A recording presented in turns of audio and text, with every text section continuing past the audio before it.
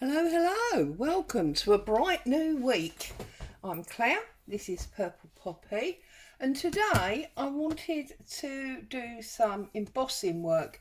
When I did the postcards home video, not this Friday just gone, but the Friday before, I used this embossing folder, this new one, and one of the comments was, how do you get your embossing, so clear? This particular lady felt she was struggling.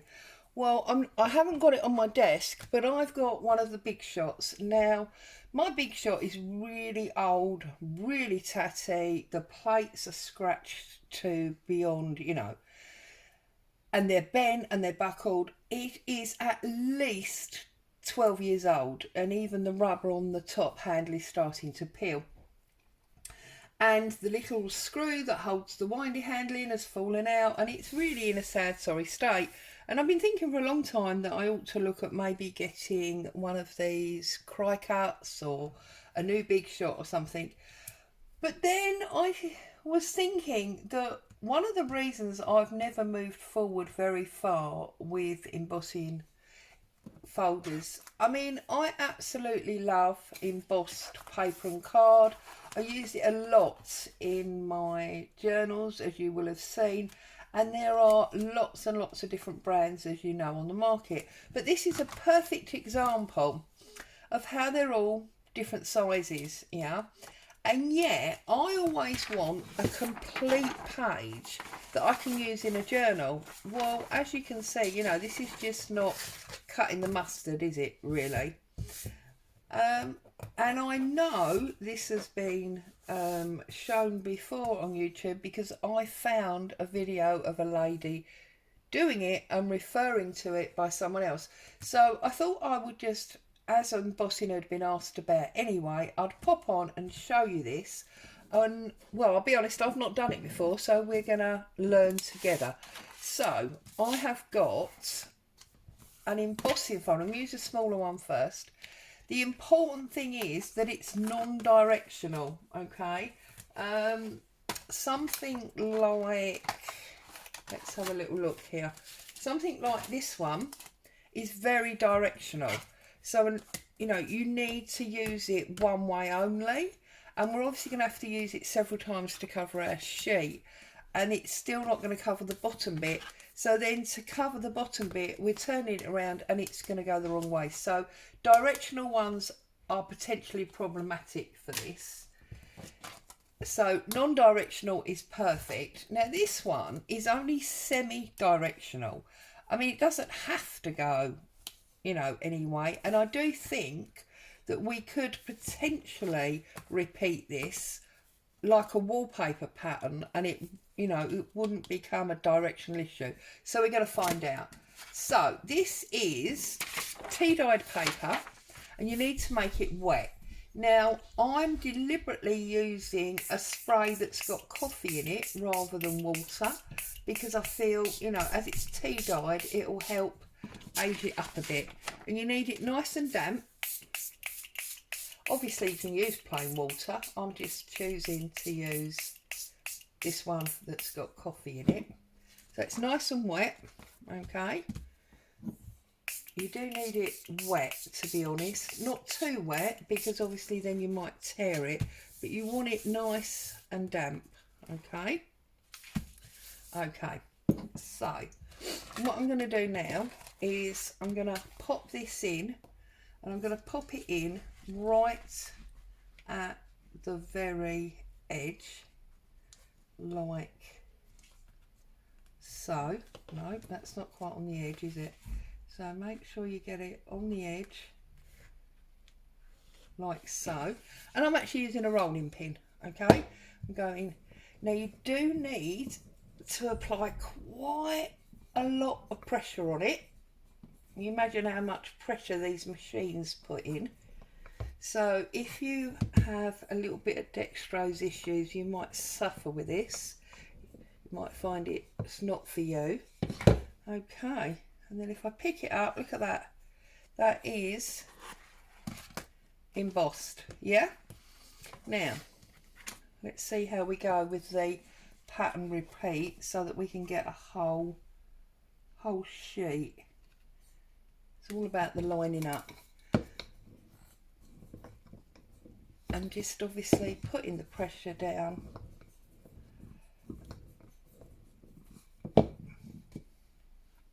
So that you can get a whole sheet. Okay, whole A4 sheet. And obviously because you can see through the folder, you can see where your previous impression was, so that's good. And obviously then it does mean that if you're new to junk journaling, or as I saw on another post somewhere this morning, you're not a junk journaler but you want to make your own wedding cards or something like that, wedding invitations, then you can go and you can buy the embossing folder for the pattern that you want, which is £5 or £6, something like that. You don't need an expensive machine, you just need a kitchen rolling pin. Look at that. So then I'm going to come in from this side, or am I going to do it from the edge? I'm going to do it from the edge, so I've turned it round again, and now I'm going to line it up to where it was. And as I say, the beauty is you can see through the folder, so you know where you're lining up to.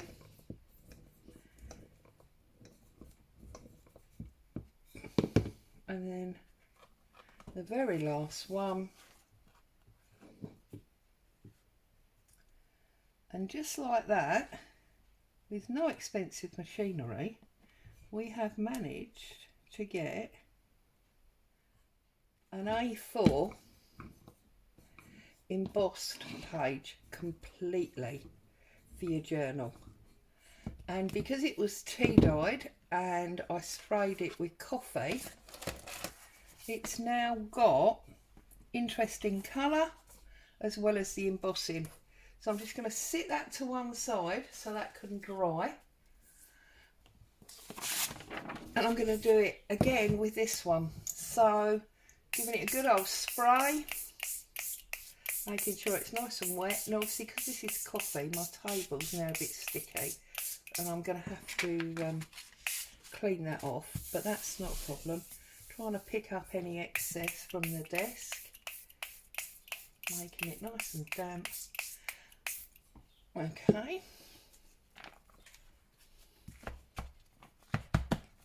Okay. So, and obviously if you were spraying with water you wouldn't have a mucky desk. It's only because I'm using this coffee spray.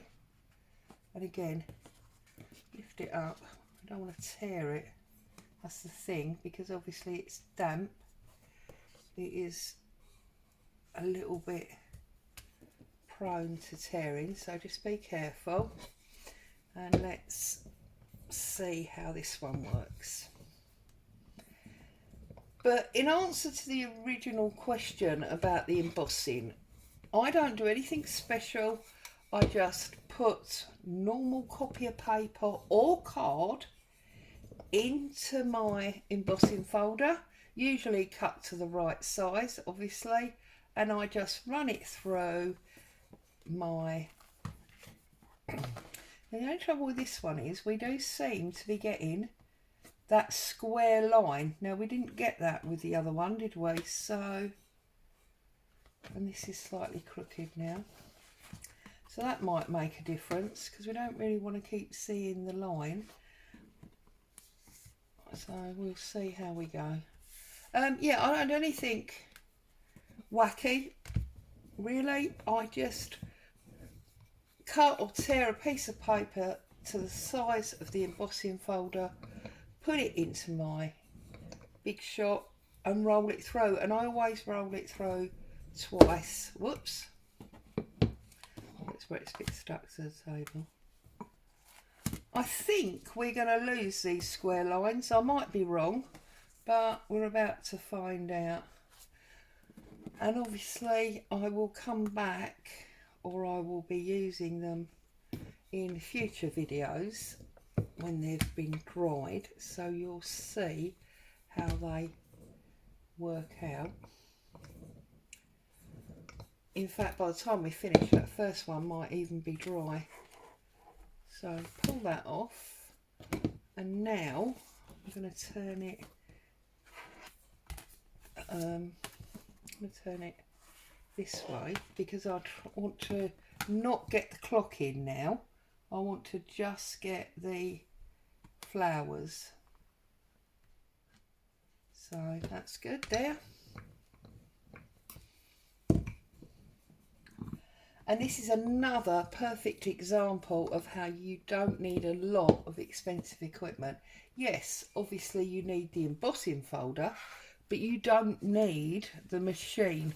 You can do it like this with a rolling pin. Now this is interesting because obviously I don't want the clock in, and the clock's going to be there.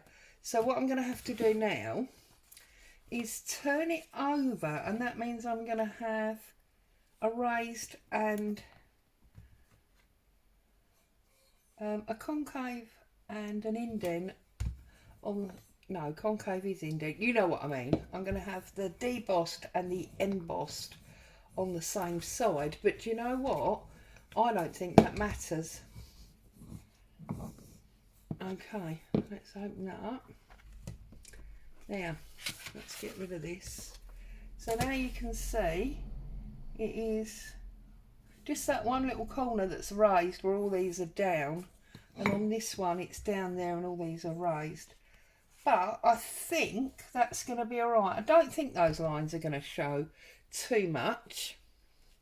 And this is a bit sticky obviously because of this, and this is almost dry. It doesn't take long. I mean, we could put our blower on it and it'll be a bit noisy, but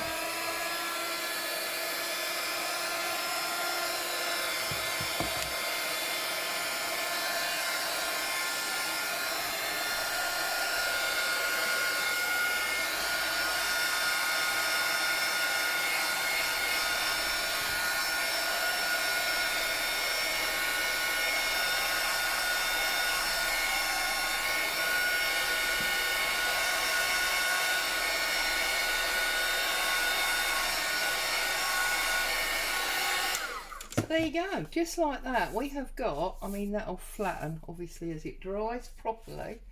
We have got complete A4 embossed pages that have got that lovely mottled colour effect. So have a go, let me know how you get on. As always, thank you for joining me. Stay safe, I'll be back again soon. Bye for now.